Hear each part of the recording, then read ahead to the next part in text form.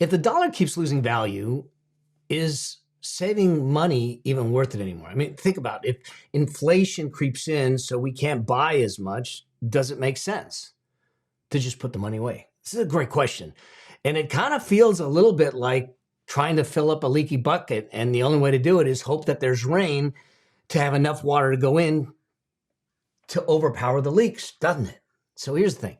If you've been second guessing yourself about whether you should be parking cash in a bank, whether it's smart or savings will make sense, for your tomorrow, you're not alone. I get this question a lot on my lives. I get this question sent to me. And so in this episode, I'm going to pull back the curtain on what's really happening with the dollar, why savings alone won't build wealth, and what you actually need to do to stay financially solid.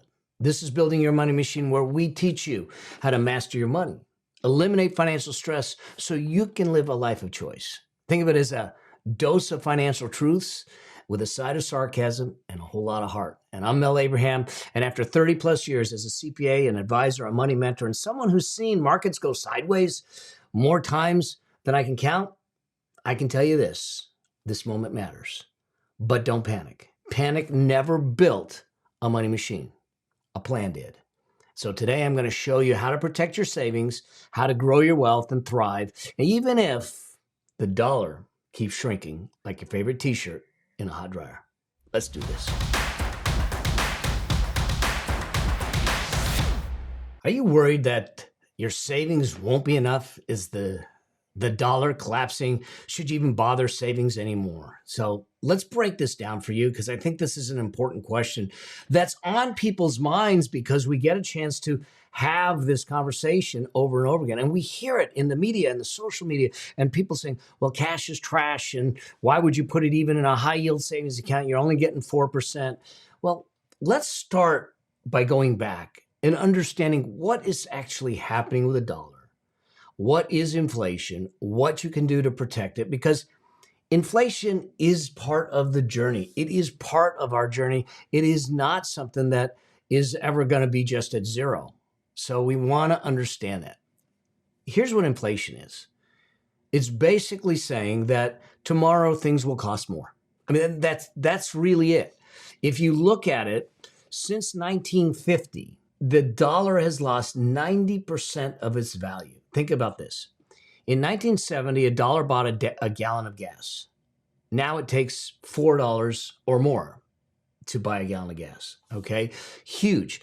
Inflation is this quiet erosion of our purchasing power every single year, okay? When you start to understand what that is, here's a kind of a fun exercise. Go to a US inflation calculator, just Google it, and see how much a dollar in your birth year would be worth today. It'll give you a clear picture. It'll start to get you to look at it. I did it for me. So I was born in 1961. Loaf of bread in 1961, 25 cents. Today, $3.50. Okay. Gas, 31 cents a gallon, $4. Dozen eggs, 57 cents, $2.50. It's actually more than that now. A pound of bacon from 49 cents to $7. Okay. It's crazy what's going on. Movie tickets were 69 cents back when I was born. This is the kind of thing that we're dealing with in that construct. My parents bought their home in 1958 for $28,000. And now the average home, median home price, is $430,000. So that's what happens. Now, the mistake that people make is they talk about this as inflation, and we'll talk about the savings part of it. But what we don't discuss is during that same time, wages have gone up. Now, in some locales, the wages and the compensation and the income hasn't gone up as fast, so it hasn't kept up. In other places, it has. So we can't ignore that side of the equation. We'll deal with that in another episode. I literally want to talk about this idea of savings, because if all I did was put money in a bank account and got my 0.1%, less than 1% interest, and inflation is 3 or 4%, I'm losing money every day, every single day, because the ability to purchase. the ability to purchase. Now, it feels safe because you're saying, well, I'm just saving it. It's insured, it's liquid, and I know I'm guaranteed that interest rate. But the value is literally melting underneath you. Savings alone will keep you poor. Investing builds the wealth. Here's the reality, is that if you start to understand how this plays out, you'll look at things in a very, very different light. Because one of the things is that we tend to think of our cash and our savings the same as investing, and they're two different things. Cash was never meant to be an investment. It is a medium of exchange. It is not a store of value. Investments were meant to be stores of value. So the key is that we know that we have inflation, whether it's 2%, 4%, 9%, we have inflation. And the only way that we can keep ahead of that erosion is to make sure that we take a portion of that cash and invest it in a way that beats it. That means savings isn't the place to do it. Now, does that mean that savings isn't good? No.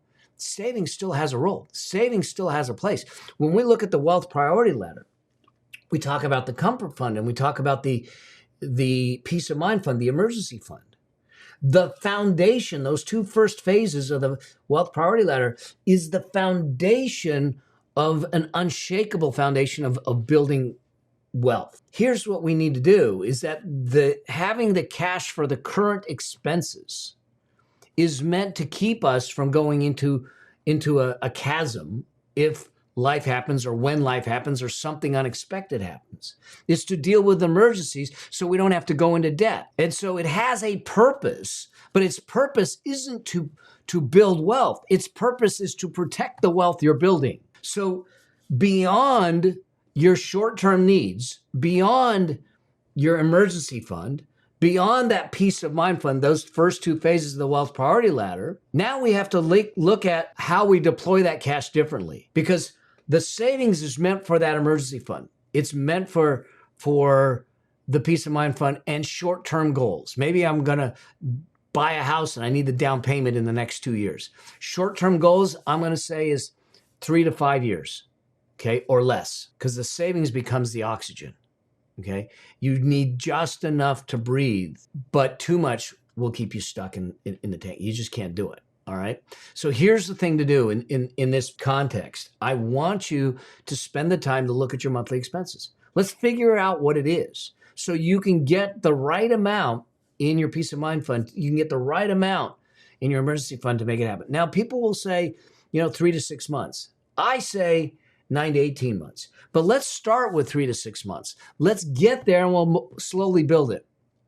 Then we don't have to oversave. It's there to make sure that you are going to be safe. Okay? So if that's the case, then where do you put your money? What do you do? Well, we have to invest in things that are a hedge against inflation. That means that we need to invest in assets that historically have returns well beyond inflation. What kind of assets are those, you ask? I got it. Here's the deal. Stocks, equities, buying pieces of companies will do it. Historically, the returns on the S&P 500 is from 9 to 11%. If our inflation's 2 or 3%, we're still ahead of the game. We're outpacing it. Real estate is another asset that can happen. Okay, is that real estate, we have the ability to leverage it, we have the ability to cash flow it, we have the ability to get a tax deduction, and we get equity buildup and appreciation on the real estate. And in most cases, it surpasses inflation. So remember, the idea is that the cash is a medium of exchange. These are stores of value. These are the things that will increase in value. Index funds and ETFs, they're simple, they're diversified, they're liquid, and you put together a proper portfolio of 2, 3, 4 funds, keeping it simple, and you can well outpace inflation. Some people will say, well, what about precious metals? Precious metals are a hedge, and they are a store of value, and they are counter to inflation, things like gold and silver. The problem is their utility isn't there. There isn't cash flow from it. There isn't anything. And the only way they go up is getting someone to buy it for more. And you got to store the doggone thing. Bars of gold buried in the yard isn't the way to go. Now, can you get exposure to precious metals? You certainly can through ETFs and things like that. So you have the ability to do that. But what I'm getting at is there is a group of assets that you can use that will outpace inflation. But if inflation has got you uncertain, if inflation is getting you to panic, inflation has got you worried about, hey, savings doesn't make sense. Well, you're using the savings for the wrong reason. The only reason we have the savings is to protect the wealth we're creating. And that's by following the wealth priority ladder and making sure that we have it in place. So here's the deal. Your action steps here is if you don't have a brokerage account, then it's time to open one, whether it's Fidelity, Schwab, Vanguard, I don't care. It's now starting to look at it and say, how do I get automatic investing in place? If I am in a situation where I have an employer with a 401k that they match, get their free money. Follow the wealth priority ladder in chapter 12 of my book. It tells you exactly what to do with every single dollar. And make sure that you're doing what you can. We want, as part of the wealth priority ladder, I want you to start putting 20 to 25% of your income away. At some point, we need to get there if we truly want to have the financial freedom that we want. We have to build the money machine. And the reason we're building the money machine is to make sure that we can separate our earnings from the efforts to earn it. That's what gives us freedom. Otherwise, we're on the earnings treadmill, and the only way to make more money is to run faster, harder, longer. That only leads to breakdown. That only leads to burnout. It leads to disaster. So we got to get our money to work harder for us than we did for it. And the way you do it is you put it in investments. Now, it's not without risk. So we got to do it smart. We have to follow a process. We have to follow a system to make it happen. Okay? So get a brokerage account open. Start making the contributions. Make sure that you're trying to increase it quarterly, yearly, something so we can get to that 20 to 25% to make it happen. All right. Here's the thing. How do you future proof your plan then? If that's the case, well, here's the plan. The plan is balance safety with growth. Okay. Liquidity is safety. Liquidity is your emergency fund. It's in a high yield savings account. Growth, that's investing in a diversified portfolio. Inflation beating assets. Like I said, stocks, ETFs, index funds, real estate. Okay. Protection is diversified across those different categories. It's to have a diversified income stream. It's to have diversified asset types. Now, it doesn't have to be extreme, but if I buy into an S&P 500 fund or a total stock market fund, I'm literally buying 500 to thousands of companies. Start to look at your finances in three buckets. Here, what's the short-term bucket? That's your liquidity. That's your cash. That's your savings. That's your emergency fund. That's your sinking fund for soon expenses like maybe a wedding, down payment, things like that. Then you have a bucket for your mid-tier, midterm. This is going to be five years to maybe 10 years. Then you have long-term, 10 years or more. And those we're going to start to put into growth assets and income assets as we grow. We're going to build that portfolio. And you get a chance to look at things and say, do I have the liquidity that I need? Do I have investments that are growing to build that money machine? And do I have the ability to draw income from some of those investments? Because if it's illiquid or there's no cash flow from it, you can't live on it unless you sell it. And it's the ability to draw that income that gives you the protection.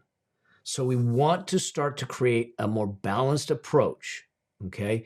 Even though you cannot avoid risk, but you can choose where you're going to take the risks, okay? So here's the thing. Is the dollar weaker than before? Yes. Will the dollar be weaker tomorrow than it is today? Yes. That's inflation. But your financial future doesn't depend on the dollar. It depends on your decisions. Wealth isn't built by saving money. It's built by owning assets.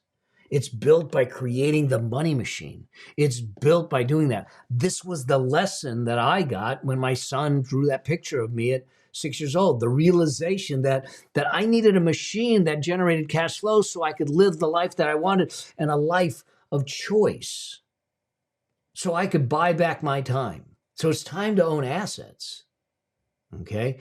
And the fact is this: you don't have to predict the economy to build wealth. You just need to follow timeless principles. You need to stay consistent. You need to be disciplined. And most of all, you need to be in the game. You can't be on the sidelines. You can't be in the stands. You can't win the wealth game as a spectator. You have to be a participant. Okay? So here's your action step here. I want you to commit to one financial action, whether it's from this video or one of my other videos. What is it? Is it opening an account? Is it increasing my contributions? Is it making my first investment? What is that one thing? And do it in the next 48 hours. Do it in the next 48 hours. In fact, if you can, post it. Let me know what that one thing is. Let me know what you're going to do. Let me cheer you on. Let me help you do it. All right?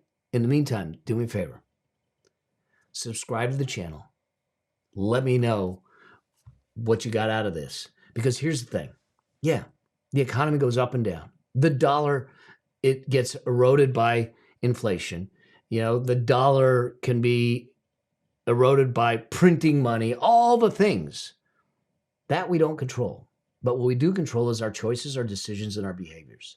And when we follow the choices, decisions, and behaviors of those that build wealth, then you will follow that path, because wealth is a math equation that will always get solved. All right? And it can be simple. It doesn't mean that it's easy, but just because it's difficult doesn't make it impossible. And you don't have to do it alone. You don't have to do it isolated. That's why I have this channel. That's why I have this show. That's why I do what I do. All right? So stay with me, subscribe, comment, share this, and let's make it happen together. Let's go build that money machine. Let's give you a freedom-based life, the one you deserve, the one you design. All right? Until I get a chance to see you on your road to your financial freedom, always, always strive to live a life that outlives you. I'll see you in the next one. Cheers for now.